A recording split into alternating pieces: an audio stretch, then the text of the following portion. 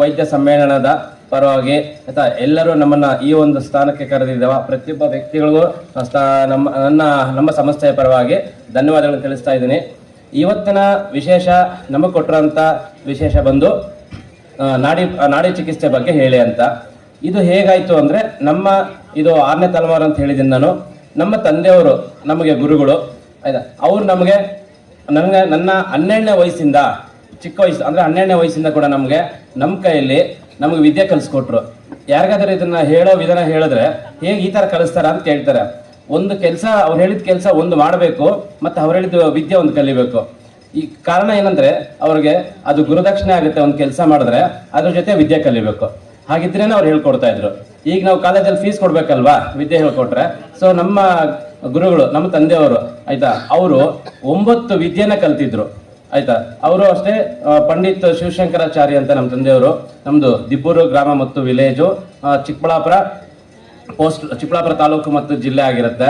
So ಅಲ್ಲಿ ನಾವು ಪರಂಪರವಾಗಿ ನಾಡಿ ವೈದ್ಯರಾಗಿ ಔಷಧಿಗಳು ತಯಾರಿಸ್ತಾ ಇದ್ದೀವಿ, ಗಿಡಮೂಲಿಕೆಗಳನ್ನ ಬೆಳೆಸ್ತಾ ಇದ್ದೀವಿ, ಮತ್ತು ಔಷಧಿಗಳು ತಯಾರಿಸೋದಕ್ಕೆ ಬೇಕಾಗಿರೋಂಥ ಎಲ್ಲ ಇದು ಒಂದು ಲೈಸೆನ್ಸ್ಗಳನ್ನ ಕೂಡ ನಾವು ತಗೊಂಡು ಅದನ್ನ ಕ್ರಮಬದ್ಧವಾಗಿ ಮಾಡ್ತಾ ಇದ್ದೀವಿ. ಸೊ ಇವತ್ತಿನ ವಿಶೇಷ ನಾಡಿ ಪರೀಕ್ಷೆ ಬಗ್ಗೆ ಹೇಳಲೇಬೇಕು. ನಮ್ಮ ಗುರುಗಳಾದ ನಮ್ಮ ಪೂಜ್ಯ ತಂದೆಯವರು ನಮಗೆ ಯಾವ ವಿಧಾನದಲ್ಲಿ ತಿಳಿಸ್ಕೊಟ್ರು, ನನ್ನ ಅನುಭವನ ನಿಮಗೆ ಹೇಳೋದ್ರಿಂದ ನಿಮ್ಮ ಮನೆಗಳಲ್ಲಿ ಕೂಡ ಅಷ್ಟೇ, ನಿಮ್ಮ ಗುರುಗಳು ಅಷ್ಟೇ ಸೊ ಒಂದು ವಿಚಾರ ಮಂಡನೆ ಮಾಡಿರ್ತಾರೆ. ಯಾಕೆ ನನ್ನ ಹೇಳಿದೆ ಅಂದರೆ, ಸತ್ಯಂ ಜ್ಞಾನಂ ಅನಂತಂ. ಸತ್ಯ ಅನ್ನೋದು, ಜ್ಞಾನ ಅನ್ನೋದು ಅನಂತವಾದದ್ದು. ನನಗೆ ಗೊತ್ತಿರೋದೇ ಸತ್ಯ, ನನ್ನಲ್ಲಿರೋದೇ ಜ್ಞಾನ ಅಲ್ಲ, ಇನ್ನೂ ಕೂಡ ತುಂಬ ವಿಶೇಷವಾಗಿರುತ್ತೆ ಅನ್ನೋದು ನನ್ನ ಭಾವನೆ. ಸೊ ಹಾಗಾಗಿ ಪ್ರತಿಯೊಬ್ಬರು ನಿಮ್ಮ ಗುರುಗಳು ಹೇಳುವಾಗ ತುಂಬ ಶ್ರದ್ಧೆಯಿಂದ ತುಂಬ ಇಷ್ಟಪಟ್ಟು ಕಲೀರಿ, ಇಲ್ಲ ಅಂದರೆ ಕಲಿಬೇಡಿ. ಯಾಕಂದರೆ ಎಲ್ಲ ವಿದ್ಯೆಗೂ ವೈದ್ಯ ವೃತ್ತಿಗೂ ತುಂಬ ವ್ಯತ್ಯಾಸ ಇದೆ. ನಿಮಗೆಲ್ಲ ಗೊತ್ತಿದೆ, ವೈದ್ಯೋ ನಾರಾಯಣೋ ಹರಿಹಿ ಅಂದರೆ ಒಬ್ಬ ವೈದ್ಯರಿಗೆ ನಮ್ಮನ್ನ ಅವರು ನೋವಿಂದ ಬಂದವರು ದೇವರನ್ನ ಮುಖಾಂತರ ನೋಡ್ತಾರೆ. ಮೇಡಮ್ ಹೇಳಿದ್ರು, ವೈದ್ಯನ ರೋಗಿನ ಕೂಡ ನಾವು ದೇವ್ರು ಅನ್ಬೇಕಂತ. ನಮ್ಮನ್ನ ಪೇಷಂಟು ಒಬ್ಬ ದೇವ್ರ ಹತ್ರ ಬಂದಿದ್ದೀನಿ, ನಾನು ಕೇಳಿದ್ದೆಲ್ಲ ಕೊಡ್ತಾರೆ, ನನ್ನ ನೋವನ್ನ ನಿವಾರಣೆ ಮಾಡ್ತಾರೆ ಅನ್ನೋಷ್ಟು ಭಾವನೆಯಿಂದ ಬರ್ತಾರೆ ನಮ್ಮ ಹತ್ರ. ಸೊ ಹಾಗಾಗಿ ವೈದ್ಯ ವೃತ್ತಿಯಲ್ಲಿ ನಮಗೆ 3 ಅನುಕೂಲ ಆಗುತ್ತೆ. ನೋಡ್ರಿ ಎಷ್ಟು ವಿಶೇಷ ಇದೆ ಅಂದ್ರೆ, ವೈದ್ಯರಿಗೆ ಪಾಪ ರೋಗಿಗೆ ಒಂದೇ ಅನುಕೂಲ, ಏನೋ ವಾಸಿ ಆಯ್ತು ಅವ್ರ ಮನೆಗೆ ಹೋದ್ರು. ಬಟ್ ರೋಗಿಯಿಂದ ನಮಗೆ ವೈದ್ಯರಾದವ್ರಿಗೆ 3 ಅನುಕೂಲ. ಒಂದು, ಮೊದಲನೇದಾಗಿ ನಾವು ತಗೊಳ್ಳೋಂಥ ಏನಾದ್ರೂ ಒಂದು ಅದಕ್ಕೆ ಫೀಸ್ ಅಂತಿರಲ್ಲ ನೀವು, ಅದು ಅಲ್ಲಿಗೆ ಮೊದಲನೇದಾಗಿ ಫೀಸ್ ಸಿಗುತ್ತೆ. ಎರಡನೇದಾಗಿ ನಮ್ಗೆ ಅವ್ರ ಕಡೆಯಿಂದ ಆಶೀರ್ವಾದ ಸಿಗುತ್ತೆ. ಹೇಗೆ ಹೇಳಿ, ಅವ್ರ ನೋವಿಂದ ಹೊರಗೆ ಬಂದಾಗ ಒಬ್ಬ ಪುಣ್ಯಾತ್ಮ ನಮ್ಗೆ ಏನೋ ಕೊಟ್ಟ, ಅದರಿಂದ ನಮಗೆ ತುಂಬಾ ಅನುಕೂಲ ಆಯ್ತು ಆಯ್ತಾ. ಹಾಗಾಗಿ ನಾವು ಅವ್ರಿಗೆ ಒಳ್ಳೇದಾಗ್ಲಿ ಅಂದ್ರೆ ನಮಗೆ ಬ್ಲೆಸ್ಸಿಂಗ್ ಎನರ್ಜಿ, ಆಶೀರ್ವಾದ ಬಂತ.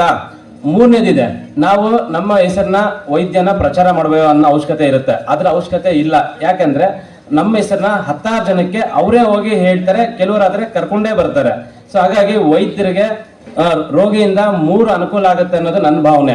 ಯಾಕೆ ನಿಮ್ಗೆ ಇದನ್ನ ಹೇಳ್ತಾ ಇದ್ದೀನಿ ಅಂದ್ರೆ, ಇಷ್ಟು 3 ಅನುಕೂಲ ನಿಮ್ಗೆ ಆಗೋದ್ರಿಂದ ನೀವು ವೈದ್ಯರ ಹತ್ರ ಹೇಗೆ ನಡ್ಕೋಬೇಕನ್ನೋದೇ ನನ್ನ ಉದ್ದೇಶ ಇಲ್ಲಿ. ನೋಡಿ, ಹಾಗೆ ನಮ್ಮ ಪೂಜ್ಯ ತಂದೆಯವರು ನಮಗೆ ನಾಡಿ ಪರೀಕ್ಷೆನ ಹೇಗೆ ತಿಳಿಸ್ಕೊಟ್ರು ಅನ್ನೋದನ್ನ ಇವತ್ತು ನಾನು ಹೇಳೋದಕ್ಕೋಸ್ಕರನೇ ಚಿಕ್ಕಬಳ್ಳಾಪುರದಿಂದ ಬಂದಿರೋಂಥದ್ದು. ನೋಡಿ, ನಮ್ಮ ಹಿರಿಯರು ವೈದ್ಯನ ಒಂದ್ಸರಿ ಮಾಡಬೇಡಿ ಅಂತಾರೆ, ಒಂದ್ಸತಿ ಮಾಡಿ ಅಂತಾರೆ.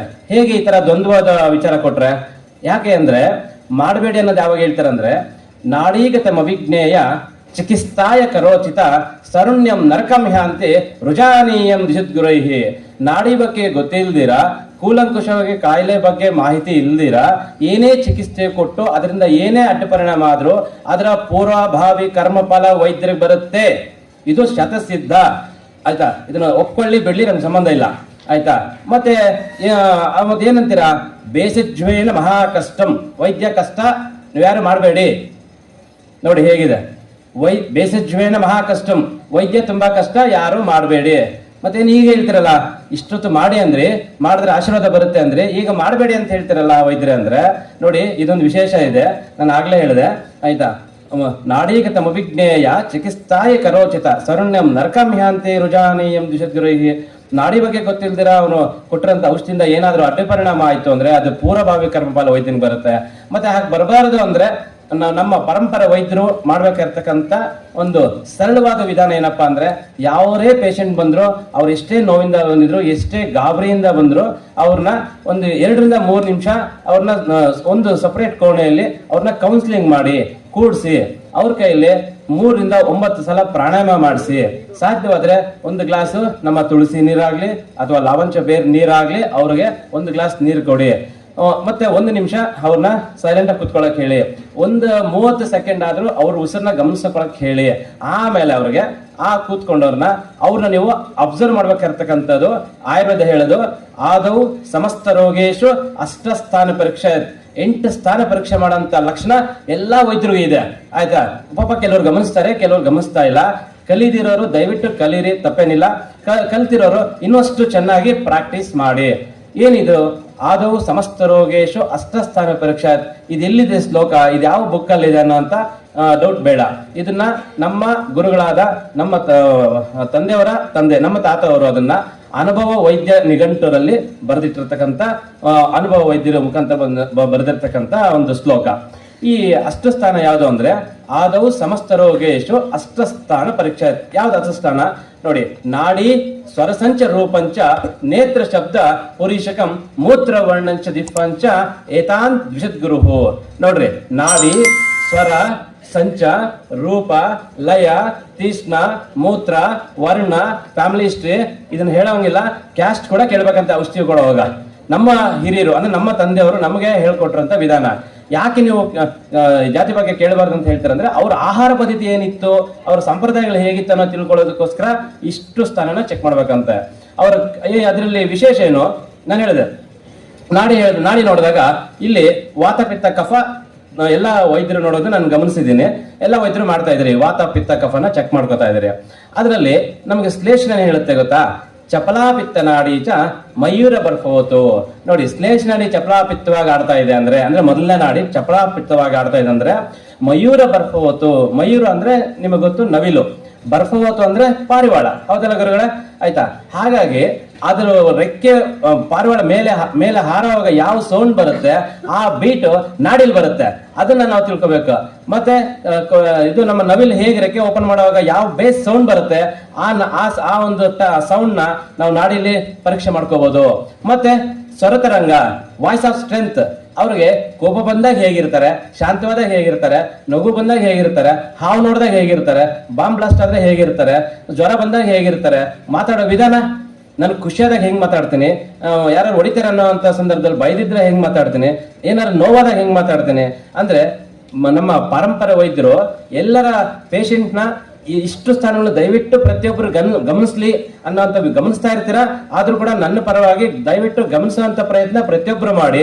ಇದನ್ನ ಮಾಡೋದ್ರಿಂದ ಬೆನಿಫಿಟ್ ಪೇಷಂಟ್ಗಿಂತೂ ನಿಮಗೆ ಜಾಸ್ತಿ. ಒಂದು ಅನುಕೂಲ ನಿಮಗೆ, ಇನ್ನೊಂದು ಅನುಭವ, ಮೂರನೇದು ಆ ಪೇಷಂಟ್ ನಿಮ್ ಬಗ್ಗೆ ಗೌರವ ಜಾಸ್ತಿ ಆಗುತ್ತೆ. ಹೌದಲ್ವಾ? ಪರಂಪರೆ ವೈದ್ಯರು ಗೌರವ ಜಾಸ್ತಿ ಆಗುತ್ತೆ ಇಲ್ವಾ? ಯಾಕಂದ್ರೆ ಯಪ್ಪ ವೈದ್ಯರೇನೋ ಇಷ್ಟು ಚೆನ್ನಾಗಿ ನನಗೆ ಎಲ್ಲ ಚೆಕ್ ಮಾಡಿದ್ರು, ಕಣ್ಣು ನೋಡಿದ್ರು, ನಾಲ್ಗೆ ತೆಗೆದು ಹೇಳಿದ್ರು, ಮತ್ತೆ ನನ್ನ ಮುಟ್ಟು ನೋಡಿದ್ರು, ನಾಡಿ ನೋಡಿದ್ರು. ಮತ್ತೆ ಇದನ್ನ ಪ್ರತಿಯೊಬ್ಬ ವೈದ್ಯರು ದಯವಿಟ್ಟು ಪ್ರತಿದಿನ ಅಳವಡಿಸ್ಕೊಳ್ಳಿ. ಸಾಧ್ಯವಾದ್ರೆ ಅವ್ರವ್ರ ಪದ್ಧತಿಗಳಲ್ಲಿ ಅವರೇ ಮಾಡಿ, ತೊಂದರೆ ಇಲ್ಲ. ಹೀಗೆ ಮಾಡ್ಬೇಕಂತೇನಿಲ್ಲ. ಸೊ ಅದನ್ನ ಯಾಕಂದ್ರೆ ಸಾಧನಾ ವಿದ್ಯಾ ಬಾಧಕ ದ್ರವ್ಯ. ಯಾರು ಸಾಧನೆ ಮಾಡ್ತೀರಿ ಅವ್ರಿಗೆ ವಿದ್ಯೆ ಸಿಗುತ್ತೆ, ಯಾರು ಬಾಧೆ ಪಟ್ಟು ಔಷಧಿ ಮಾಡ್ತೀರಿ ದ್ರವ್ಯ ಅವ್ರಿಗೆ ಫಲ ಸಿಗುತ್ತೆ. ಇದು ನಿಶ್ಚಿತ, ಇದರಲ್ಲಿ ಎರಡನೇ ಮಾತೇ ಇಲ್ಲ. ಸೊ ಹಾಗಾಗಿ ನಾಡಿ ಪರೀಕ್ಷೆಯಲ್ಲಿ ಪ್ರತಿಯೊಬ್ಬರು ಕೂಡ ಪ್ರತಿದಿನ ಕೂಡ ಎಲ್ಲರೂ ಪ್ರತಿ ಪೇಷಂಟ್ನು ಕೂಡ ದಯವಿಟ್ಟು ಅವ್ರನ್ನ ಒಂದು 15 ನಿಮಿಷ ಆಗ್ಲಿ, ತುಂಬಾ ಜನ ಇರ್ತಾರೆ, ಕೆಲವರು ತುಂಬಾ ಜನ ಪೇಷಂಟ್ ಬರ್ತಾರೆ, ಇಲ್ಲ ಅಂತ ಹೇಳಲ್ಲ, ಸೂಕ್ಷ್ಮವಾಗಿ ಗಮನಿಸಿ ಅವ್ರಿಗೆ ಔಷಧಿ ಕೊಟ್ಟಿದ್ದೆ ಆದ್ರೆ ಅವರು ನಿಮ್ಮನ್ನ ನಮ್ಮಲ್ಲಿ 96ನೇ ಇಸ್ವಿಯಲ್ಲಿ ಇರುವಂತ ಪೇಷಂಟ್ 92ರಲ್ಲಿ ಇರ್ತಕ್ಕಂಥ ಕ್ಲೈಂಟ್ ಈ ದಿನ ಬರ್ಲಿ ಅಂತಲ್ಲ, ಇವತ್ತು ನಮ್ಮ ಮೇಲೆ ಇಟ್ಕೊಂಡ ನಂಬಿಕೆ ಇವತ್ತು ಹೋಗಿಲ್ಲ. ನಮ್ಮಲ್ಲಿ ಇವತ್ತು 1.5 ಲಕ್ಷ ಜನ ನನ್ನ ಕ್ಲೈಂಟ್ಸ್ ಇದ್ದಾರೆ, ತುಂಬಾ ದೂರದಿಂದ ಬರ್ತಾರೆ, ಇವತ್ತು ನಾವು ನೋಡ್ತಾ ಇದೀವಿ. ಆಯ್ತಾ? ಹಂಗಾಗಿ ಯಾಕೆ ಅದನ್ನ ನಮ್ಮಲ್ಲಿರೋ ನಂಬಿಕೆ ಅಂದ್ರೆ ನಮ್ಮ ಗುರುಗಳು ಹೇಳಿದ್ರು, ನಂಬಿಕೆನೇ ವಾಸಿ ಮಾಡುತ್ತೆ.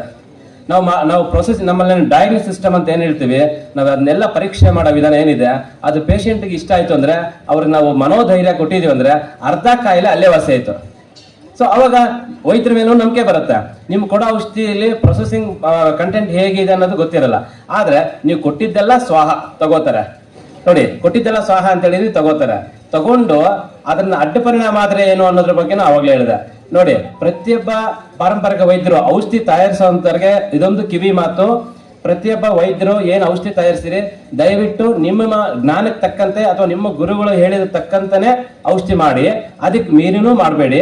ಅಥವಾ ಗೊತ್ತಿಲ್ದ್ರೂ ಯಾವ್ದನ್ನ ಅದನ್ನ ಇದನ್ನ ಹಾಕಿದ್ರೆ ಸರಿ ಹೋಗುತ್ತೆ ಅನ್ನೋಂಥ ವಿಧಾನದಲ್ಲಿ ದಯವಿಟ್ಟು ಹೋಗ್ಬೇಡ್ರಿ. ಅದಕ್ಕೆ ಗುರುಮುಖೇನ ಬಂದ್ರೆ ಮಾತ್ರನೇ ಅದು ವಿದ್ಯೆ ಆಗುತ್ತೆ, ಇಲ್ಲ ಅಂದ್ರೆ ಗುಡ್ಡಿದ್ದೆ ಅಂದ್ರೆ ಅದಕ್ಕೆ ಒಂದು ವ್ಯಕ್ತಿತ್ವ ಇರಲ್ಲ. ಆಯ್ತಾ? ಒಂದು ಜೊತೆಗೆ ಈ ವಿಶೇಷ ಇಲ್ಲಿ ಕರ್ಮಫಲಕ್ಕೆ ಒಳಗಾಗ್ತಾರ ಹೇಳಿರ್ತೀನಿ. ಇದು ಬರೀ ಆಯುರ್ವೇದ ವೈದ್ಯರಿಗೆ ಅಂತಲ್ಲ, ಪ್ರಪಂಚದ ಎಲ್ಲಾ ವೈದ್ಯರಿಗೂ ನಾನು ಹೇಳೋ ಮಾತು ಸಂಬಂಧಪಟ್ಟಿರುತ್ತೆ ಕರ್ಮಫಲಕ್ಕೆ. ಯಾಕೆ? ಗೊತ್ತಿಲ್ಲದ ಕಾಯಿಲೆಗೆ ಗೊತ್ತಿಲ್ಲದ ಔಷಧ ಕೊಟ್ಟು ಏನಾದ್ರೂ ಅದನ್ನ ಇದ್ ಮಾಡಿದ್ದೆ ಆದ್ರೆ ಏನು ಅದ್ರ ಅವ್ರಿಗಾಗ ತೊಂದರೆಗ ನರಕಕ್ಕೆ ಅಂದ್ರೆ ನೋವಿಗೆ ಇವ್ರ ಕಾರಣಕರ್ತರಾಯ್ತು ಅಂದ್ರೆ ಅದ್ರ ಪೂರ್ವಭಾವಿ ಕರ್ಮಫಲ ವೈದ್ಯರಿಗೆ ಬರುತ್ತೆ. ಮತ್ತೆ ಎಲ್ಲ ವಾಸಿ ಮಾಡ್ತಾರ, ಕರ್ಮಫಲನ ವಾಸಿ ಮಾಡಕ್ ಆಗಲ್ಲ. ಅದೇನಪ್ಪಾ ಅಂದ್ರೆ ಇಷ್ಟು ವರ್ಷ, ಇಷ್ಟು ತಿಂಗಳು, ಇಷ್ಟು ವರ್ಷ ಅಂತ ಅನುಭವಿಸೇ ತೀರಿಸ್ಬೇಕು. ಅದು ನಿಜವಾಗ್ಲೂ ಸಿದ್ಧಿತ. ಕರ್ಮಫಲ ಯಾವ್ದು ಗೊತ್ತಾ? ಪೂರ್ವಜನ್ಮಂ ಕೃತಂ ಪಾಪಂ ವ್ಯಾಧಿರೂಪೇಣ ಪೀಡಿತ. ಕೆಲವು ಕಾಯಿಲೆ ಅಬ್ಸರ್ವ್ ಮಾಡಿದಿರ, ಯಾವ ವೈದ್ಯರ ಹತ್ರ ವಾಸಿ ಆಗಲ್ಲ, ಯಾವ ದೊಡ್ಡ ಹಾಸ್ಪಿಟಲ್ ಹೋದ್ರೂ ವಾಸಿ ಆಗಲ್ಲ, ಅವನು ಫಾರಿನ್ ಹೋಗಿ ಬಂದ್ರು ವಾಸಿ ಆಗಲ್ಲ. ಯಾಕೆ? ಇಷ್ಟು ವರ್ಷ, ಇಷ್ಟು ಗಂಟೆ, ಇಷ್ಟು ನಿಮಿಷ, ಇಷ್ಟು ಸೆಕೆಂಡ್ ಅಂತ ಅವ್ರನ್ನ ಪೀಡಿಸ್ಬಿಟ್ಟು ಅದನ್ನ ಲಾಸ್ಟ್ ಅಲ್ಲಿ ನಮ್ಮ ರೈತ ವೈದ್ಯದವ್ರು ಹೇಳ್ತಾರೆ, ರೈತರು ಹೇಳ್ತಾರೆ, ಆಯ್ತಾ, ಅದು ಕರ್ಮಫಲ ಕಳೆದ್ರೆ, ಗ್ರಾಚಾರ ಕಳೆದ್ರೆ ಗರ್ಕೆ ಹುಲ್ಲಲ್ಲಿ ಹೋಯ್ತು ಅಂತಾರೆ. ಹೌದಾ? ಗರ್ಕೆ ಹುಲ್ ಟೆನ್ಷನ್ ಹೋಗುತ್ತೆ, ಕರೆಕ್ಟಾ? ಆಯ್ತಾ? ಸೊ ಹಂಗಾಗಿ ದಯವಿಟ್ಟು ಎಲ್ರು ಕೂಡ ಅಷ್ಟೇ, ಕರ್ಮಫಲನೂ ಇರುತ್ತೆ ಮನುಷ್ಯನಿಗೆ, ಸ್ವಯಂಕೃತ ಅಪರಾಧನೂ ಇರುತ್ತೆ. ಆಯ್ತಾ? ಜೊತೆಗೆ ಅವರ ಒಂದು ಶಾರೀರಿಕ ವ್ಯತ್ಯಾಸ, ಆಹಾರದ ಪದ್ಧತಿನೂ ಇರುತ್ತೆ. ಮತ್ತೆ ಇಲ್ಲ ಸರ್, ಇನ್ನೊಂದು ವಿಚಾರ ಹೇಳ್ಬೇಕು, ಇದೊಂದು ವಿಚಾರ ಹೇಳ್ಬಿಡ್ತೀನಿ. ಒಂದು ವಿಶೇಷ ಗೊತ್ತಾ? ಇಲ್ಲಿ ಎಲ್ಲಾ ಪಾರಂಪರಿಕ ವೈದ್ಯರಿಗೆ, ನಮಗೂ ಸಮಯದ ಅಭಾವ ಇದೆ, ಹೇಳ್ತಾ ಇದಾರೆ, ಒಪ್ಕೋತೀನಿ. ಪಾರಂಪರಿಕ ವೈದ್ಯರಿಗೆ ಸ್ವಲ್ಪ ಸ್ಪೀಡ್ ಆಗಿ ಹೇಳ್ತಾ ಇದ್ದೀನಿ. ಪಾರಂಪರಿಕ ವೈದ್ಯರಿಗೆ ಇನ್ನೊಂದು ಕಿವಿ ಮಾತು ಹೇಳ್ತಾ ಇದ್ದೀನಿ. ನಮ್ಮಲ್ಲಿ ಎಲ್ಲರೂ ಹೇಳ್ತಾರ ಆಹಾರನೇ ಔಷಧಿ, ಹೌದಲ್ಲ? ಆಹಾರ ಔಷಧಿ. ಪಾರಂಪರಿಕ ವೈದ್ಯರು ಯಾವ ಕಾಯಿಲೆಗೆ ಏನ್ ತಿನ್ಬಾರ್ದು, ಏನ್ ತಿನ್ಬೇಕಂತ ಅವ್ರ ಗುರುಗಳು ಹೇಳ್ಕೊಟ್ಟಿರೋ ಪದ್ಧತಿ ಎಲ್ಲ ಔಷಧಿ ಕೊಟ್ಟಿದ್ದು ಚೆನ್ನಾಗಿ ಕೆಲಸ ಮಾಡುತ್ತೆ. ಇಲ್ಲ ಅಂದ್ರೆ ಔಷಧಿ ಸರಿಯಾಗಿ ಕೆಲಸ ಮಾಡಲ್ಲ. ಅಯ್ಯೋ ಅದ್ಯಾವುದೋ ಹಿಡಿಲಿಲ್ಲ, ಔಷಧಿ ಹಿಡಿಲಿಲ್ಲ, ನಿಮ್ಮ ರಕ್ತಕ್ಕೆ ಹಿಡಿಲ್ಲ, ಶರೀರಕ್ಕೆ ಹಿಡಿಲಿಲ್ಲ, ನಿನ್ನ ಹಣೆ ಬರ ಸರಿ ಇಲ್ಲ ಅಂತ ಅನ್ನೋದಲ್ಲ. ಇದ್ರ ವಿಶೇಷ ಏನಪ್ಪಾ ಅಂದ್ರೆ, ನಾವು ಕೊಟ್ಟಿರೋ ಔಷಧಿಯಲ್ಲಿ ಪೇಷಂಟ್ ಅದನ್ನ ಬಳಕೆ ವಿಧಾನದಲ್ಲಿ ತಪ್ಪುಗಳು ಮಾಡಿರ್ತಾರೆ. ಪೇಷಂಟ್ ಹೆಂಗ್ ತಪ್ಪು ಮಾಡ್ತಾರೆ ಅಂತ ಕೇಳಿದ್ರೆ ನೋಡಿ, ಅದಕ್ಕೆ ಆಚಾರ್ಯ ಸೂಕ್ತ ಮುಕ್ತಾವಳಿ ಅನ್ನುವಂತ ಗ್ರಂಥದಲ್ಲಿ ಅವ್ರು ಹೇಳಿರೋದು, ಸದ್ಯ ಸ್ನಾತಸ್ಯ ಭುಕ್ತಸ್ಯ ನಿದ್ರಿತಾ ಸೋಪಾಸನಃ ಸುಂದರಿನಾಂಚ ಸಂಯೋಗೆ ಮದ್ಯಪಾನೇ ಮತಿಭ್ರಮೆ ಗಾಂಧಾರಿ ಭಕ್ಷಣಂಚೈವ ಶಶಿಕುಕ್ಕಟ ಮಂಡೂಕ ಸರ್ಪ ಮಾಂಸಾದಿ ಭಕ್ಷಕೆ ಅಪಸ್ಮಾರೇ ಕ್ಲಾಂತಿ ದೇಹೇ ನಾಡೀ ಸಮುದ್ಯ ಬುದ್ಧತೆ. ಯಾವಾಗ ಅವ್ರಿಗೆ ಯಾವಾಗ ಅಪಸ್ಮಾರ ಆಗೋದು? ಅಪತ್ಯ ಮಾಡ್ಕೊಂಡಾಗ. ಹೌದಾ? ಅಂದ್ರೆ ಆಯುರ್ವೇದ ಔಷಧಿ ತಗೊಂಡು ಅತಿಯಾಗಿ ನಿದ್ದೆ ಮಾಡಬಾರ್ದು, ಅವನು ಸ್ತ್ರೀ ಸಂಭೋಗ ಮಾಡಬಾರ್ದು, ಮದ್ಯಪಾನ ಸೇವಿಸಬಾರ್ದು, ಮತ್ತೆ ಮೂಳೆ ಇರೋದು ಮೂಳೆ ಇಲ್ದಿರ್ತಕ್ಕಂಥ ಮಾಂಸ ತಿನ್ಬಾರ್ದು, ಮತ್ತೆ ಇದು ಏನಂತೀವಿ ಅಪತ್ಯ ಅಂದ್ರೆ ಅದಕ್ಕೆ ಆಗಿರೋಂಥ ಆಹಾರನ, ಅಂದ್ರೆ ಅದಕ್ಕೆ ಆಪೋಸಿಟ್ ಇರೋಂಥ ಆಹಾರನ ತಿನ್ಬಾರ್ದು ಅಂತ ಹೇಳೋಂಥ ತಿಳುವಳಿಕೆ ವೈದ್ಯರಿಗಿದ್ರೆ ತುಂಬಾನೇ ರಿಸಲ್ಟ್ ಬರುತ್ತೆ. ಯಾರು ನಿಮ್ಮನ್ನು ಬಿಟ್ಟು ಹೋಗಲ್ಲ, ಖಂಡಿತವಾಗ್ಲೂ ನಿಮ್ಮ ಕೈ ಪೇಷಂಟ್ ಹೋಗೋದಿಲ್ಲ, ಒಂದೇ ಬರ್ತಾರೆ, ಅನುಕೂಲ ಆಗೇ ಆಗುತ್ತೆ. ಇನ್ನೂ ವಿಶೇಷವಾಗಿ ದಯವಿಟ್ಟು ಎಲ್ಲರೂ ಫಾರ್ಮುಲೇಷನ್ ಮೆಡಿಸಿನ್ ಮಾಡ್ಲಿಲ್ಲ ಅಂದ್ರೂ ಏಕಮೂಲಿಕ ಪ್ರಯೋಗ ಒಂದೇ ಗಿಡಮೂಲಿಕೆ ಕೆಲಸ ಮಾಡ್ತಕ್ಕಂಥದ್ದನ್ನ ಸಿದ್ಧ ವೈದ್ಯರು ಮಾಡ್ತಾ ಇದಾರೆ. ದಯವಿಟ್ಟು ಅದನ್ನು ಮಾಡಿ, ಪರವಾಗಿಲ್ಲ. ಮತ್ತೆ ಎಲ್ಲಾ ವೈದ್ಯರು ಗಮನದಲ್ಲಿಟ್ಕೊಳ್ಳಿ, ಎಲ್ಲರೂ ಮೆಡಿಸಿನ್ ಪ್ಲಾಂಟ್ಸ್ ನ ಐಡೆಂಟಿಟಿ ಮಾಡೋದು, ಅದರ ಹೆಸರನ್ನ ಎಲ್ಲರೂ ಜ್ಞಾಪಕ ಇಟ್ಕೊಳ್ಳಿ. ಯಾಕೆಂದ್ರೆ ನಾವು ನಮ್ಮ ತಂದೆಯವ್ರ ನನ್ನ ಜೊತೆ ಬದುಕಿದಾರೆ ಅಂತ ನಾನು ಗರ್ವವಾಗಿ ಹೇಳ್ತೀನಿ. ಯಾಕೆಂದ್ರೆ ಅವ್ರು ಹೇಳಿರೋ ಎಲ್ಲಾ ಮಾತು ವಿದ್ಯೆ ನನ್ನ ಹತ್ರ ಇದೆ ಅಂದ್ರೆ ಅವ್ರ ಜೊತೆ ಇದಾರೆ ಅಂತ ಲೆಕ್ಕ. ಅದೇ ತರ ನೀವು ನಿಮ್ಮ ಗುರುಗಳು, ನಿಮ್ಮ ತಂದೆಯವರು ಹೇಳ್ಕೊಟ್ರಂತ ಎಲ್ಲಾ ವಿಚಾರ ನೀವು ಮತ್ತೆ ನೆಕ್ಸ್ಟ್ ಜನರೇಷನ್ಗೆ ಹೇಳಿದಾರೆ ಅಂದ್ರೆ ಅಲ್ಲಿ ನೀವು ಇನ್ನೂ ಜೀವಂತವಾಗಿ ಇಲ್ಲ ಅಂದ್ರೂ ಕೂಡ ನಾವು ಮಾನಸಿಕವಾಗಿ ಅವ್ರ ಜೊತೆ ಇದೀವಿ ಅನ್ನೋದಷ್ಟು ಭಾವನೆ ಇರುತ್ತೆ. ಇದು ಗಮನದಲ್ಲಿ ಇಟ್ಕೊಳ್ಳಿ. ಎಕ್ಸಾಂಪಲ್, ನಮ್ಮ ಗುರುಗಳ, ನಮ್ಮ ತಂದೆಯವರು ನನಗೆ ಹೇಳ್ಕೊಟ್ಟಿರ್ತಕ್ಕಂಥ ಮೂಲಿಕೆನ ಶನಿವಾರ ಭಾನುವಾರ ಬಂದ್ರೆ ನಮ್ಮನ್ನ ಕಾಡಕ್ಕೆ ಕರ್ಕೊಂಡು ಹೋಗೋರು. ಅದನ್ನ ಹೇಳಿ ನೋಡಪ್ಪ, ಇದಪ್ಪ ಇದು ಸುರ್ಸುರ್ ಹಾಕು, ಇದು ಚಿಟ್ಟಮುಟ್ಟಿ, ಇದು ಪಾರಮುಟ್ಟಿ, ಇದು ವಾರಾಹಿ ಗಡ್ಡೆ, ಇದನ್ನ ಇದು ಮೈರಸಿಕ್ಕಿ, ತಾಮ್ರಸಿಕ್ಕಿ ಅಂತ ಹೇಳೋರು. ಅದ್ರ ಜೊತೆ ಕೊಂಡಪಿಂಡಿ, ಕ್ವಾರ್ಪಿಂಡಿ, ನೇಲಿಮು, ಪಡಪತ್ರ, ಗಾಂಧಾರಿ, ಅಶ್ವಗಂಧ, ಶತಾವರಿ, ರಕ್ತಪತಳೆ, ಶ್ವೇತಪತಳೆ, ಪೆಡಪತಳೆ, ಕಸ್ತೂರಿ, ಗೋರದಿನ, ಕುಂಕುಮ, ಶಂಚ, ಈ ತರ ಎಲ್ಲ ಪ್ಲಾಂಟ್ಸ್ ನನ್ನ ಮೈಂಡ್ ತುಂಬಿಸಿ ಅವರು ಕಲ್ತ್ರೆ ಪೂರ್ತಿ ಕಲೀರಿ, ಚೆನ್ನಾಗಿ ಕಲೀರಿ, ಇಲ್ಲ ಅಂದ್ರೆ ಮಾಡಬೇಡಿ. ಇಷ್ಟ ನನ್ನ ಸಿದ್ಧಾಂತ. ಇದನ್ನ ನಮ್ಮ ತಂದೆಯವರ ಸಿದ್ಧಾಂತವನ್ನ ನಾವು ಫಾಲೋ ಮಾಡ್ತಾ ಇದೀವಿ. ರೀಸನ್ ಏನಂದ್ರೆ, ನಾಳೆ ನಾವು ಸರಿಯಾಗಿ ಮಾಡಿದ್ದಾದ್ರೆ ನಮ್ಮನ್ನ ಯಾರು ತಮ್ಮ ಕರ್ಮಫಲನು ಗಮನಿಸ್ಕೊಂಡು ವೈದ್ಯ ಮಾಡಿ ಪೇಷಂಟ್ ಜೊತೆ ಸಂವಹನ ಇರಲಿ, ಚರ್ಚೆ ಮಾಡ್ರಿ, ಗೊತ್ತಿರೋಂಥ ಮೂಲಿಕೆ ಮಾತ್ರ ಕೊಡ್ರಿ, ನಿಧಾನಕ್ಕೆ ಕಲಿಯೋಣ. ಸೊ ಮುಂದೆ ಖಂಡಿತ ಒಳ್ಳೇದಾಗುತ್ತೆ. ನಮ್ಮ ಪರಂಪರೆ ವೈದ್ಯನ ಉಳಿಸಲೇಬೇಕಾಗಿರುತ್ತೆ, ಎಲ್ಲರ ಕರ್ತವ್ಯ ಆಗಿರುತ್ತೆ. ದಯವಿಟ್ಟು ಮಾಡಿ. ನೋಡಿ, ಹಳೆ ಮನೆಯಲ್ಲಿ ಗ್ರಂಥ ದಾಖಲೆ ಇದ್ರೆ ಇವರು ಇದು ಯಾರು ಆರ್ಕಿಯಾಲಜಿ ಡಿಪಾರ್ಟ್ಮೆಂಟ್ ಕೊಡ್ರಿ. ನಿಮ್ಮಲ್ಲಿ ಹಳೆ ಗ್ರಂಥಗಳು ಏನಿದ್ರೆ ನಿಮ್ಗೆ ಓದಕ್ ಬರ್ಲಿಲ್ಲ ಅಂದ್ರೆ ಆರ್ಕಿಯಾಲಜಿ ಡಿಪಾರ್ಟ್ಮೆಂಟ್ ಕೊಟ್ರೆ, ಇದನ್ನ ನಮ್ಮ 11ನೇ ತಾತನ 14ನೇ ತಾತ ಕೊಟ್ಟಿರೋದು. ಅಂದ್ರೆ ಪಲ್ವಾಸ್ ಮಹಾರಾಜರು ಕೊಟ್ಟಿರೋಂಥ ದಾಖಲೆ ದ ಹಿಂದೂ ಮತ್ತೆ ಡೆಕ್ಕನ್ ವರ್ಲ್ಡ್ ಅಲ್ಲಿ ವರ್ಲ್ಡ್ ವೈಸ್ ನಮ್ಮ ಹೆಸರು ಹೋಗಿದೆ. ಆಯ್ತಾ.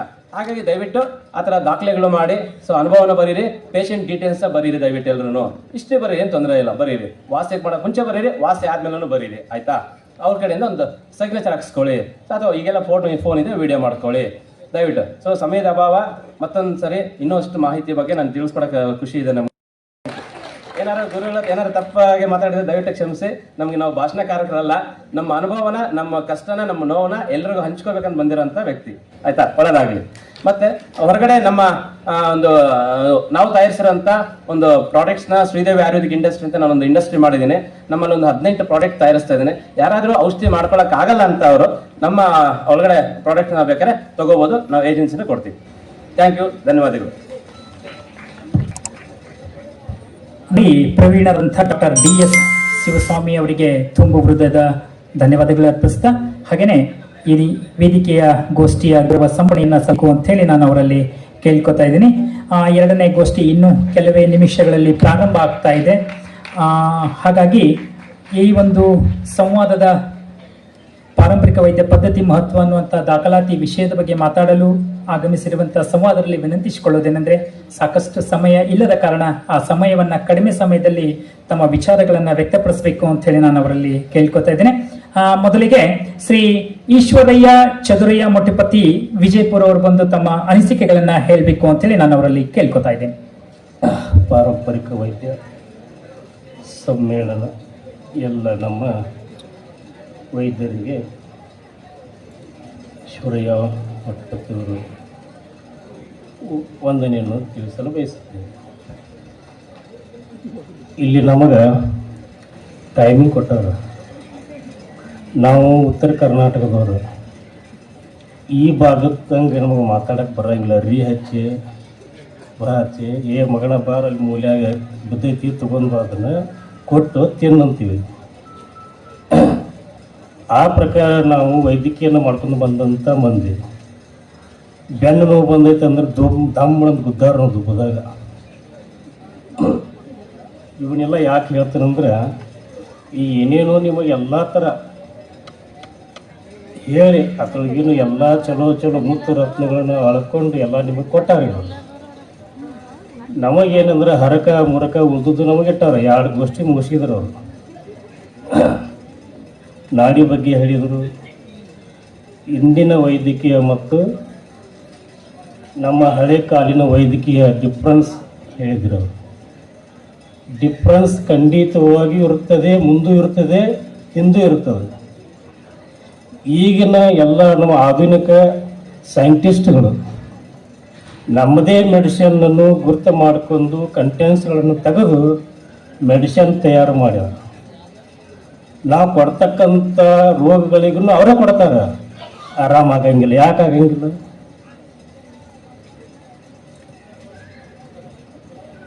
ಕರೆಕ್ಟ್ ಐತಿಲ್ಲ ನಾವು ಮಾತಾಡೋದು ತಿಳಿತಿದ್ರೆ?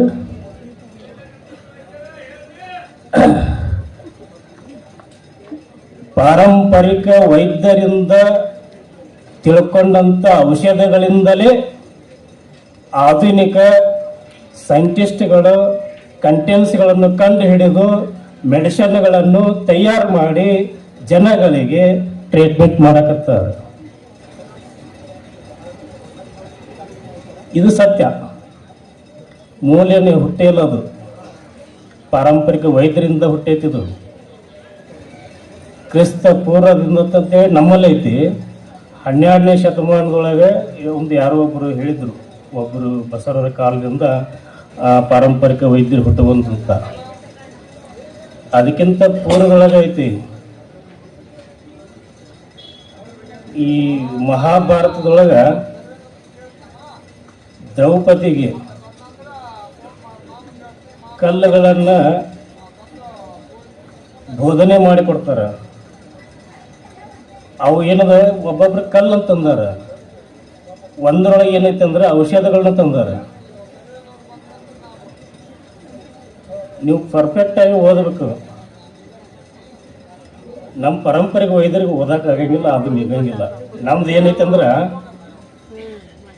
ಯಾವ್ದಾರ ಒಂದು ಚೋಳ ಕಡಿತ ಅಂದ್ರೆ ಹೋಗಿ ಹಿಂಗೆ ಸಾಂಗೋಳ ಮನೆಗೆ ಹೋಗು, ಅಲ್ಲಿ ಔಷಧ ಕೊಡ್ತಾರೆ ಹಾಕೊಂಡು. ಚೋಳ ಕಡಿತೆ ಸಾಂಗೋಳ ಮನೆಗೆ ಹೋಗು, ಔಷಧ ಕೊಡ್ತಾರೆ, ಕಡಿಮೆ ಆಗ್ತೈತಿ. ಬಿದ್ದು ಬಂದಾನ ಕಾಲು ಮುರಿದೈತಿ, ಸಾಂಬಳ ಮನೆಗೆ ಹೋಗು ಕಾಲು ಕಟ್ತಾರೆ. ಹೊಟ್ಟೆ ನೋವು ಬಂದೈತೆ, ಸಾಂಬಳ ಮನೆಗೆ ಹೋಗು ಬಟ್ಟೆ ಎಣಿಸ್ತಾರೆ, ಕಡಿಮೆ ಆಕೈತಿ. ಇದೇ ನಮ್ಮ ಈಗಿನ ಆಧುನಿಕ ಹಾಸ್ಪಿಟ್ಲ್ಗೆ ಹೋದ್ರೆ ಒಂದು ಹೊಟ್ಟೆ ನೋವು ಹೋಗ್ತಂದ್ರೆ ಅದು ಬೇರೆ ಅವ್ರು ಚೆಕ್ ಮಾಡೋದೇನು ತಪ್ಪಲ್ಲ, ಮಾಡಲಿ. ಆದ್ರೆ ಹೊಟ್ಟೆ ನೋವು ಯಾಕೆ ಬಂತು, ಹೆಂಗೆ ಬಂತು, ಏನೈತಿ, ಪ್ರಥಮ ಚಿಕಿತ್ಸೆನೇ ಇಲ್ಲ. ಪ್ರಥಮ ಚಿಕಿತ್ಸೆ ಇಲ್ಲ. ಒಂದು ಬಟ್ಟಿ ಸರ್ದೈತಿ, ಪಂಕಳದಾಗ ಒಂದು ಹನಿ ಇಟ್ಟು ಎಲ್ಲಿ ಉಬ್ಬೈತೈತಿ ಒತ್ತಿ ಬಿಟ್ರಂದ್ರೆ ನೀವು 1ರಿಂದ 9 ಬಂದು ಎನಿಸ್ಬೇಕು, ಬಿಡಬೇಕು. 1ರಿಂದ 9 ಎನಿಸ್ಬೇಕು, ಬಿಡಬೇಕು. 3 ಸರಿಗೆ ಮಾಡ್ರಿ ಬಟ್ಟಿ ಇಳಿದು ಬಿಡ್ತದ. ಚೋಳ ಗಡಿತೀವಿ ನಿಮ್ಮ ಮನೆ ಒಳಗೆ ಅಡಕಲ್ ಗಡಿ, ಆಗ ಅಡಕಲ್ ಗಡಿ ಅಂತ ಇರ್ತಿತ್ತು. ಈಗೂ ನಮ್ಮ ಮನ್ಯಾಗ ಅದಾವ. ಉಪ್ಪು ಇರ್ತಿತ್ತು, ಬೆಳ್ಳುಳ್ಳಿ ಇರ್ತಿತ್ತು, ಹುಣಸೆ ಹಣ್ಣು ಇರ್ತಿತ್ತು, ಬೆಲ್ಲ ಇರ್ತಿತ್ತು, ಸೋಲ್ ಇರ್ತಿತ್ತು, ಮತ್ತು ಇನ್ನೊಂದು ಇರ್ತಿತ್ತು ಕರಿ ಮೆಣಸು ಇರ್ತಿತ್ತು.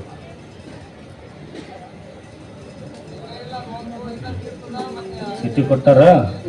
ಈಗ ಯಾವ ಥರ ಬರ್ತೈತೆ ಅಂದ್ರೆ ಕಾಲ, ರಾಮಾಯಣ ಹೇಳ್ರಿ ಎತ್ತರ ಹೆಂಗಂದ್ರೆ ಮಜ್ಜಿಗೆ ಪೂರ್ತೇಕ ಬರ್ತೈತಿ ಎಲ್ಲರಿಗೂ.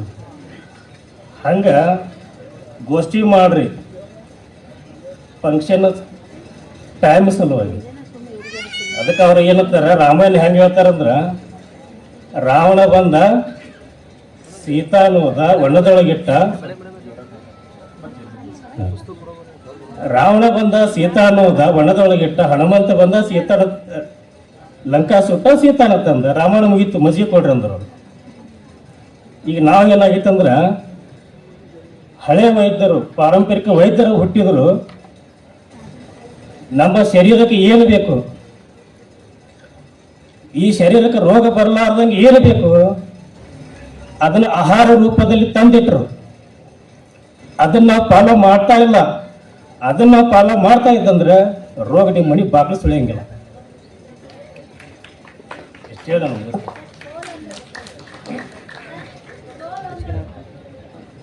ಅನ್ಸಲ್ಲ. ನಾ ಏನ ಹೇಳ್ತಿದ್ದೆ, ಆಹಾರ ಪದ್ಧತಿಗಳು ಕೆಲವೊಂದು ಇದಾವ್ರಿ. ಪ್ರತಿ ಸಾರಿಗೆ ಅಡಿಗೆ ಮಾಡೋದ್ರೊಳಗ ಕನಿಷ್ಠ 5 ಹೇಳ್ತೀನಿ, 5 ಆಹಾರದೊಳಗ ಮಕ್ಕಳ ಸಮಸ್ಯೆ ಇದ್ದವರು, ಅರಳೆ ಮರದ ಚಿಗುರು ಪ್ರತಿ ಅಡಿಗೆ ಒಳಗೆ ಹಾಕ್ರಿ. ಅರಳೆ ಎಲೆಯ ಚಿಗುರನ್ನು ಪ್ರತಿ ಅಡಿಗೆಯಲ್ಲಿ ಹಾಕಿದರೆ ನಿಮ್ಮ ಮಕ್ಕಳಿಗೆ ಮುಟ್ಟು ಸರಿಯಾಗುತ್ತದೆ, ಮಕ್ಕಳು ನಿಲ್ತವೆ, ಗರ್ಭಾಶಯ ದಾಡ್ದಾಗ್ತೈತಿ. ಇಲ್ಲಿ ಆಹಾರ ಪದ್ಧತಿಯಿಂದ ಏನಾಗೈತಿ, ಗರ್ಭಾಶಯ ಸ್ಟೀನ್ ಆಗೈತಿ. ಧನ್ಯವಾದಗಳು. ಬಹಳಷ್ಟು ಸಮಯದ ಅಭಾವ ಇರುವುದರಿಂದಾಗಿ ಬಹಳಷ್ಟು ವಿಷಯಗಳು ಚರ್ಚೆ ಆಗಬೇಕಾಗಿತ್ತು, ಕಾರಣಾಂತರಗಳಿಂದ ಆಗಲಿಲ್ಲ. ದಯಮಾಡಿ ಪೂಜ್ಯರಲ್ಲಿ ಮತ್ತೊಮ್ಮೆ ವಿನಂತಿಸಿಕೊಳ್ತಾ ಇದ್ದೇನೆ, ವೈದ್ಯ ಶ್ರೀ ಬಸವ ನಾಗದೇವ ಶರಣ ಚಿತ್ರದುರ್ಗ ಅವರು ವೇದಿಕೆಯನ್ನು ದಿಶೆಯ ಮಾತುಗಳನ್ನ ಬಹಳ ಸಂಕ್ಷಿಪ್ತವಾಗಿ ಮುಗಿಸ್ಬೇಕು ಅಂತ ಹೇಳಿ ನಾನು ನಿಮ್ಮಲ್ಲಿ ಕೇಳ್ಕೊಳ್ತಾ ಇದ್ದೇನೆ. ಓಂ ಶ್ರೀ ಗುರು ಬಸವಲಿಂಗಾಯ ನಮಃ. ಜಿಲ್ಲಾಡಳಿತ ಬೀದರ್ ವತಿಯಿಂದ ಹಾಗೆ ಕರ್ನಾಟಕ ಜೀವ ವೈವಿಧ್ಯ ಮಂಡಳಿ ಬೆಂಗಳೂರು ಹಾಗೂ ಪಾರಂಪರಿಕ ವೈದ್ಯ ಪರಿಷತ್ತು ಹಾಗೂ ಕಲ್ಯಾಣ ಕರ್ನಾಟಕ ಪಾರಂಪರಿಕ ವೈದ್ಯ ಪರಿಷತ್ತಿನ ವತಿಯಿಂದ ಇವತ್ತು 15ನೇ ರಾಜ್ಯ ಮಟ್ಟದ ಪಾರಂಪರಿಕ ವೈದ್ಯ ಸಮ್ಮೇಳನ ಬೀದರಲ್ಲಿ ಸಂಯೋಜನೆಗೊಂಡು ರಾಜ್ಯದಾದ್ಯಂತ ಎಲ್ಲ ಜಿಲ್ಲೆಗಳಿಂದ ಹಾಗೂ ತಾಲೂಕುಗಳಿಂದ ಭಾಳಷ್ಟು ಜನ ವೈದ್ಯರು ಬಂದು ಇವತ್ತಿನ ಕಾರ್ಯಕ್ರಮ ಉದ್ಘಾಟನೆಗೊಂಡು ಮೊದಲನೇ ಗೋಷ್ಠಿ ನಡೀತಾ ಇದೆ. ಸದ್ಯದಲ್ಲೇ ನಾನು ಮಾತು ಮುಗಿದ ನಂತರ ಅಧ್ಯಕ್ಷೀಯ ನುಡಿಗಳನ್ನ ಮಾತಾಡೋರಿದ್ದಾರೆ. ಸ್ವಾಮೀಜಿ ನಿಮ್ಮ ಮಾತು ಕೇಳ್ತಾ ಇದ್ದೀವಿ ಅಂತ ಜೋರಾದ ಚಪ್ಪಾಳೆ ತಟ್ಟಿದ್ರೆ 2 ಮಾತುಗಳನ್ನ ನಾನು ನಿಮ್ಮ ಜೊತೆ ಹಂಚ್ಕೊಳ್ತೇನೆ. ನೋಡಿ, ನೀವು ಎಲ್ಲರೂ ಕೂಡ ಅಕ್ಷರಗಳನ್ನು ಕಲ್ತಿದ್ದೀವಿ. ಕಲಿಯೋದಕ್ಕಿಂತ ಮುಂಚೆ ನಾವು ಅಕ್ಷರ ಕಲ್ತಿರಲಿಲ್ಲ ಅಂತಂದರೆ ಅವು ನಮ್ಮಲ್ಲಿ ಎಲ್ಲಿದ್ದಾವೆ ಅಂತ ಕೇಳಿದ್ರೆ ಯಾರಿಗೂ ಗೊತ್ತಿರೋದು ಇಲ್ಲ. ಆದರೆ ಈಗ ನಾವು ಕಲ್ತಿದ್ದೀವಿ ಅಂತಂದಮೇಲೆ ವರ್ಣಮಾಲೆಯಿಂದ ನೋಡಿ ನಾವು ಕಲ್ತಿದ್ದೀವಿ ಅಂದಮೇಲೆ ಈಗ ಕಲ್ತ್ಕೊಂಡ್ಮೇಲೆ ಅವು ನಮ್ಮಲ್ಲಿ ಎಲ್ಲಿದ್ದಾವೆ? ಆ ಅನ್ನೋ ಅಕ್ಷರ ಎಲ್ಲಿದೆ? ತಾ ಅನ್ನೋ ಅಕ್ಷರ ಎಲ್ಲಿದೆ? ಕಾ ಅನ್ನೋ ಅಕ್ಷರ ಎಲ್ಲಿದೆ ಅಂತ ಕೇಳಿದ್ರೆ ನಾವು ಕಲ್ತಿದ್ದೀವಿ ಅಂದ್ರೂ ನಾವು ಎಲ್ಲಿ ಅಕ್ಷರ ನಮ್ಮಲ್ಲಿದೆ ಅಂತಕ್ಕಂಥದ್ದು ನಮಗೆ ಗೊತ್ತಿಲ್ಲ. ಚಪ್ಪಲಿ ಹೊಸದು ಖರೀದಿ ಮಾಡಿ ತಗೊಂಡ್ಬಂದಾಗ ಮನೆ ಹೊರಗಡೆ ಆದರೂ ಬಿಟ್ಟು ಒಳಗಡೆ ಬರ್ತೀವಿ. ಸೈಕಲ್ ತೊಗೊಂಡಿದ್ದೀವಿ, ಬೈಕ್ ತಗೊಂಡಿದ್ದೀವಿ ಅಂದರೆ ಅದನ್ನು ಮನೆ ಹೊರಗೋ ಒಳಗೋ ಎಲ್ಲರ ಒಂದು ಕಡೆ ಇಟ್ಟು ಬರ್ತೀವಿ. ಹಾಗೆ ಕಾಫಿ ಪುಡಿ, ಟೀ ಪುಡಿ, ಬೆಲ್ಲ, ಹುಣಸೆಹಣ್ಣು ಏನೇ ತಂದಿದ್ದೀವಿ ಅಂದರೂ ಅವು ಎಲ್ಲರಿಗೂ ಗೊತ್ತಿರುತ್ತೆ ಅಡುಗೆ ಮನೆಗೆ ಇರ್ತವೆ ಅಂತ. ಹಾಗೆ ಯಾವ್ಯಾವ ಮನೆಯಲ್ಲಿ ಎಲ್ಲೆಲ್ಲಿ ಇರ್ತವೆ ಅನ್ನೋದಕ್ಕೆ ಅವನ್ನ ವಸ್ತು ಜ್ಞಾನ ಅಂಥೇಳಿ ಕರಿತೀವಿ. ಆದರೆ ಈ ಅಕ್ಷರನ ಕಲಿಯೋದ್ಕಿಂತ ಮುಂಚೆ ನಮ್ಮ ಹತ್ರ ಇರಲಿಲ್ಲ ಅಂತ ಒಪ್ಕೋತೀವಿ. ಕಲ್ತ ಮೇಲೆ ಅವು ಎಲ್ಲಿದ್ದಾವೆ ಅಂತ ಕೇಳಿದ್ರೆ ನಮಗೆ ಗೊತ್ತಿಲ್ಲ. ಹಾಗಾಗಿ ಆ ವರ್ಣಮಾಲೆ ಅಂತಕ್ಕಂಥದ್ರ ಜ್ಞಾನ ಏನು ಅನ್ನತಕ್ಕಂಥದ್ದನ್ನು ನಾನು ಕಮ್ಮಿ ಸಮಯದಲ್ಲಿ ಇಲ್ಲಿ ಹೇಳಲಿಕ್ಕೆ ಇಷ್ಟಪಡ್ತೇನೆ.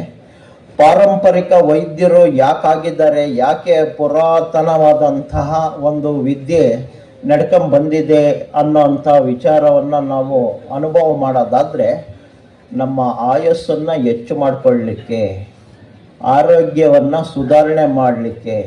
ಈ ಆಯಸ್ಸು ಆರೋಗ್ಯ ನಮ್ಮಲ್ಲಿ ಕರೆಕ್ಟಾಗಿತ್ತಪ್ಪ ಅಂದರೆ ನಿಮಗೆ ಬೇಡ ಅಂದರೂ ಕೂಡ ಐಶ್ವರ್ಯ ಬಂದೇ ಬರುತ್ತೆ ಅನ್ನೋದರಲ್ಲಿ ಯಾವುದೇ ಅನುಮಾನ ಇಲ್ಲ.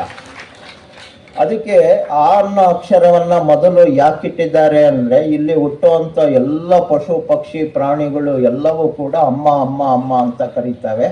ಆದ್ದರಿಂದ ಆ ಅನ್ನೋ ಅಕ್ಷರವನ್ನು ಮೊದಲು ಇಟ್ಟಿದ್ದಾರೆ ಅಂತ ವೈಕಾರಣಿಕರು, ವ್ಯಾಕರಣ ಪಂಡಿತರು ಹೇಳ್ತಾರೆ. ಅದ್ರ ಜೊತೆಗೆ ಇನ್ನೊಂದು ಏನು ಹೇಳ್ತಾ ಇದೆ ಆ ಅಕ್ಷರ ಅಂತಂದರೆ, ಮೊದಲು ನೀನು ಏನೋ ಮಾಡಬೇಡ, ಮೊದಲು ನೀನು ಅರಿವನ್ನು ತಿಳ್ಕೋ ಅಂತಕ್ಕಂಥ ಮಾತನ್ನು ಹೇಳತ್ತೆ. ತಿಳ್ಕೊಂಡು ಏನು ಮಾಡು ಅಂತ ಅಂದರೆ ಮುಂದಿನ ಅಕ್ಷರ ಹೇಳತ್ತೆ, ಆಚರಿಸು, ಆಚರಣೆಗೆ ತಗೊಂಬ ಅಂತ ಹೇಳತ್ತೆ. ನಾನು ಏನನ್ನು ಅರ್ಥಕೊಳ್ತೀನಿ ಅದನ್ನು ಆಚರಣೆಗೆ ತಗೊಂಬಂದಾಗ ಈ ಇತರರು ನೋಡ್ತಾರೆ. ಇತರರು ನೋಡಿ ಇವನು ಒಳ್ಳೆಯನಿದ್ದಾನೆ, ಇವನು ಕೆಟ್ಟನಿದ್ದಾನೆ, ಇವನ ಜೊತೆಗೆ ಸೇರ್ಕೋಬೇಕು ಸೇರ್ಕೋಬಾರ್ದು ಅನ್ನೋ ತೀರ್ಮಾನವನ್ನು ಮಾಡ್ತಾರೆ. ನೋಡಿ, ನನ್ನ ತಲೆ ಒಳಗಡೆ ಏನಿದೆ ಅಂತಕ್ಕಂಥದ್ದನ್ನು ನೋಡಿದ್ರೆ ಯಾರಿಗೂ ಗೊತ್ತಾಗೋದಿಲ್ಲ. ಆದರೆ ನಾನು ಏನು ಮಾಡ್ತಾ ಇದ್ದೀನಿ ಅಂತಕ್ಕಂಥದ್ದನ್ನು ನೋಡಿದ್ರೆ, ಓ ಈಗ ಮಾಡ್ತಾ ಇದ್ದಾರೆ, ಅಡುಗೆ ಮಾಡ್ತಾ ಇದ್ದಾರೆ, ಭಾಷಣ ಮಾಡ್ತಾ ಇದ್ದಾರೆ, ಪಾತ್ರೆ ತೊಳಿತಾ ಇದ್ದಾರೆ, ಕಸ ಹೊಡಿತಾ ಇದ್ದಾರೆ ಅಂತ ಆಚರಣೆ ನಾವು ಏನು ಮಾಡ್ತಾ ಇರ್ತೀವಿ ಕೆಲಸ, ಅದರಿಂದ ಇದು ಮಾಡ್ತಾ ಇದ್ದಾರೆ ಅಂತ ಗೊತ್ತಾಗತ್ತೆ. ಹೌದು, ನಾವು ಅರ್ತ್ಕೊಂಡಿದ್ದೀವಿ, ಆಚರಿಸ್ತೀವಿ, ಅದನ್ನು ಇತರರಿಗೂ ಕೂಡ ತಿಳಿಸ್ತೀವಿ. ಬೇಡ ಅಂದರೂ ಅವರು ನಮ್ಮಿಂದ ನೋಡ್ಕೊಳ್ತಾರೆ, ಗೊತ್ತಾಗತ್ತೆ ಅವರಿಗೆ. ಹಾಗಾದರೆ ನಾವು ಏನನ್ನು ಅರ್ತ್ಕೋಬೇಕು, ಏನನ್ನು ಆಚರಿಸ್ಬೇಕು, ಏನನ್ನು ಇತರರಿಗೆ ತಿಳಿಸ್ಬೇಕು ಅಂತ ಅಂದರೆ, ಕಳ್ತನ ಮಾಡೋದ್ರಲ್ಲಿ ನಾನು ಚಾಣಕ್ಯ ಇದ್ದೀನಿ, ಈವರೆಗೂ ಸಿಗೆ ಬಿದ್ದಿಲ್ಲ, ಅದನ್ನು ಅರ್ತಿದ್ದೀನಿ, ಅದನ್ನು ಆಚರಿಸ್ತೀನಿ, ಅದನ್ನು ಇತರರಿಗೆ ತಿಳಿಸ್ತೀನಿ ಅಂದರೆ ಅಲ್ಲ. ಸುಳ್ಳು ಹೇಳೋದ್ರಲ್ಲಿ ನಸೀಮ ಇದ್ದೀನಿ, ಒಬ್ರಿಗೂ ಗೊತ್ತಾಗಿಲ್ಲ, ಆ ಥರ ಫಿಟ್ಟಿಂಗ್ ಮಾಸ್ಟರ್ ಆಗ್ಬಿಟ್ಟಿದ್ದೀನಿ ಅಂದರೂ ಕೂಡ ಅದನ್ನು ಯಾರೂ ಕೂಡ ಒಪ್ಪೋದಿಲ್ಲ. ನೋಡಿ, ನಾನು ಅಕ್ಷರ ಬಗ್ಗೆ ಮಾತಾಡ್ತಾ ಇದ್ದೀನಿ ಅಂದರೆ ಅದು ಶಬ್ದ, ಅದು ಯಾವುದು ಕಣ್ಣಿಗೆ ಕಾಣೋದಿಲ್ಲ. ಆದರೆ ಅದು ಹೊರಗೆ ಬಂದಮೇಲೆ ಅದರ ಅರ್ಥ ನಮಗೆ ಅನುಭವ ಆಗ್ತಾ ಹೋಗತ್ತೆ. ಅದು ಯಾವುದು ಸ್ವರ, ಅಕ್ಷರ ಕಾರಣ ಅಂದರೆ ಈಶ್ವರ, ಈಶ್ವರ, ಈಶ್ವರ, ಈಶ್ವರ. ಅವು ತತ್ಸಮ ತದ್ಭವ ಅಂತಾರೆ. ಬಟ್ ನಾವೆಲ್ಲ ಉಪಯೋಗಿಸೋದು ಈಶ್ವರ ಅಂತಲೇ. ಈಶ್ವರ, ಈಶ್ವರ, ಈಶ್ವರನಿಗೆ ನಾವೇನಾದರೂ ಮೆಚ್ಚುಗೆ ಆಗಬೇಕು, ಈಶ್ವರನಿಗೆ ಮಗ ಆಗಬೇಕು ಅಂತಂದರೆ ಉತ್ತಮವಾದನ್ನು ಅರ್ತ್ಕೋಬೇಕು, ಉತ್ತಮವಾದನ್ನು ಆಚರಿಸ್ಬೇಕು, ಉತ್ತಮವಾದನ್ನು ಇತರರಿಗೆ ತಿಳಿಸ್ಬೇಕು. ಅಂಥ ವ್ಯಕ್ತಿ ಏನು ಆಗ್ತಾನೆ ಅಂದರೆ ಮುಂದಕ್ಕೆ ಬರ್ತಾನೆ, ಮೇಲಕ್ಕೆ ಬರ್ತಾನೆ, ಎಲ್ಲರಿಂದಲೂ ಗುರುತಿಸಲ್ಪಡ್ತಾನೆ. ಅವನ್ನ ಊರ್ಧ್ವಮುಖಿ ಅಂಥೇಳಿ ಕರಿತೇವೆ. ಮೇಲಕ್ಕೆ ಬರ್ತಾನೆ, ಎಲ್ಲರಿಂದಲೂ ಗುರುತಿಸಲ್ಪಡ್ತಾನೆ. ಇವತ್ತು ಪಾರಂಪರಿಕ ವೈದ್ಯರಲ್ಲಿ ಸಂಪನ್ಮೂಲ ವ್ಯಕ್ತಿಗಳು ಅಂತ ಗುರುತಿಸಿದ್ದಾರೆ ಅಂತಂದರೆ ಅವರು ಉತ್ತಮವಾದನ್ನು ಅರಿತು, ಉತ್ತಮವಾದನ್ನು ಆಚರಿಸಿ, ಉತ್ತಮವಾದನ್ನು ಇತರರಿಗೆ ತಿಳಿಸ್ಕೊಟ್ಟಿರೋದ್ರಿಂದ ಅಂತ ನಾನು ಹೇಳಲಿಕ್ಕೆ ಇಷ್ಟಪಡ್ತೇನೆ. ಹಾಗೆ ಈ ಸ್ವರವನ್ನು ಯಾರು ಬಳಸ್ತಾರೆ, ಹೇಗೆ ಬಳಸಬೇಕು ಅಂದರೆ ಸ್ವರ ಸತಿ.